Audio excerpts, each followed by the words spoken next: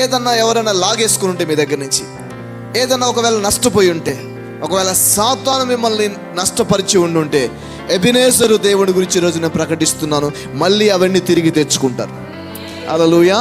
Ebenezer అనగా సహాయము చేసే రాయి అంటే అర్థం ఏంటంటే తిరిగి తెచ్చుకోవడానికి కూడా సహాయం చేస్తాడు ఆయన.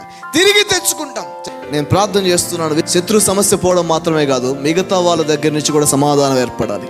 ఈర్ష్య పడేవాళ్ళు, అసూయ పడేవాళ్ళు, వీడు పాడైపోవాలని కోరుకుంటున్న వాళ్ళు, వీడు ఎదగకూడదని కోరుకుంటున్న వాళ్ళు, ఏ విధంగా ఇతను కింద పడేయాలని ప్రయత్నం చేస్తున్న వాళ్ళు, అసూయ పడుతున్న వాళ్ళు, పంతం పడుతున్న వాళ్ళు, నిన్ను ఏడిపించడానికి ప్రయత్నం చేస్తున్న వాళ్ళు నీతో సమాధాన పడతారు ఎబినేజర్ దగ్గర. శత్రువులు అని చెప్పినప్పుడు పెద్ద మాట ఏమో కానీ ఒక్కోసారి సొంత వాళ్ళే ఉండొచ్చు కూడా. శత్రువులను పిలవలే వాళ్ళని మనం. అన్నని శత్రువుని పిలుస్తామా? తమ్ముడిని శత్రువుని పిలుస్తామా? బాబాయ్, పిన్ని, ఇంకా అత్త, మామ ఇట్లాంటి వాళ్ళని శత్రువులని పిలవం. కానీ వీళ్ళు శత్రువుల కంటే ఎక్కువ చేస్తుంటారు.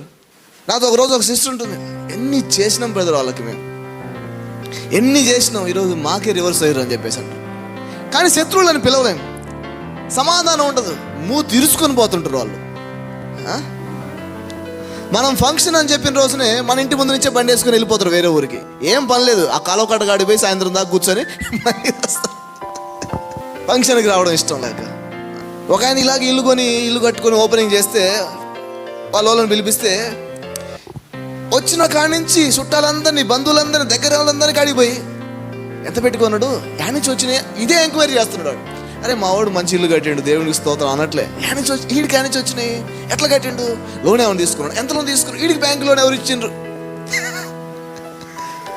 అలాంటి వాళ్ళందరూ సమాధాన పడుతురు గాక. సమాధానం లేకపోతే నెమ్మది ఉండదు. ఇరుగు పొరుగు వాళ్ళతో సమాధానం లేకపోతే నెమ్మది, మనం నెమ్మదిగా ఉండలేము, వాళ్ళు నెమ్మదిగా ఉండలేరు. ఈ ఎబినేజర్ దేవుడు ఎంతగా సహాయం చేస్తున్నాడంటే, ఆయన సహాయపు రాయి ఎంతగా సహాయం చేస్తుందంటే సమాధానాన్ని కలుగజేస్తున్నాడు. సో ఏమేం జరిగింది చూడండి ఇక్కడ. ఫస్ట్ శత్రువులు అణచివేయబడ్డారు, తర్వాత సరిహద్దుల్లోనే శత్రువులు ఆగిపోయారు, ఆ తర్వాత దేవుని హస్తం వారికి వ్యతిరేకంగా ఉంది ఈ సమూయేలు ఉండడాన్ని బట్టి, ఆ తర్వాత వారి పట్టణాలను తిరిగి రెస్టోరేషన్ అయినాయి, తిరిగి అన్నిటిని సమకూర్చుకున్నారు, తిరిగి తెచ్చుకున్నారు, సమాధానం ఏర్పడిందంట. మీ అన్నలతో, మీ సిస్టర్స్తో, మీ బంధువులతో, మీ ఇరుగు పొరుగు వారందరితో కూడా మీకు సమాధానం ఏర్పడును గాక.